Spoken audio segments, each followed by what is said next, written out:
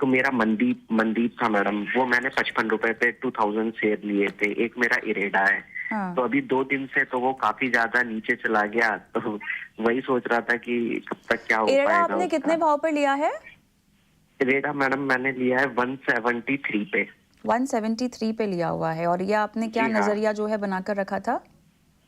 Ma'am, मैंने तो ये लॉन्ग टर्म का बना के रखा था, लेकिन अब वो कभी कभी ऊपर भी चला जाता है, नीचे भी चला हाँ, जाता है, तो मैं सोच रहा था कब तक होल्ड कर सकते हैं 173 के इसको। भाव पर। चलिए ठीक है। गौरांग, इनका नजरिया लंबा है। 173 हालांकि इनकी बाइंग प्राइस है, ये बता रहे हैं।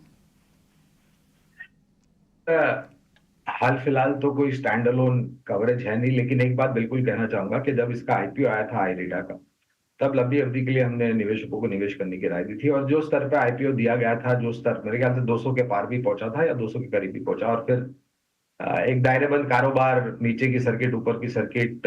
लेकिन एक दो बात जो बुनियादी तर्क के आधार पर मैं कहना चाहूंगा यहाँ पर, और जो मैनेजमेंट की बातें मैंने सुनी है कि और सरकार के तरफ से नई ऊर्जा उत्पादन क्षमता तो लगेगी, तो इस कंपनी की एक अहम भूमिका होगी।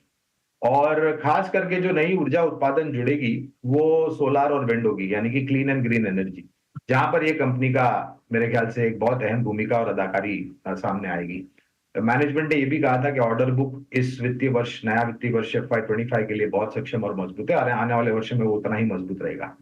अब सरकार को लेकर के, चुनावी नतीजों को लेकर के, सिर्फ आईरिडा में नहीं, अमूमन सभी सरकारी कंपनियों में हमने नीचे के तरफ के दायरे देखे।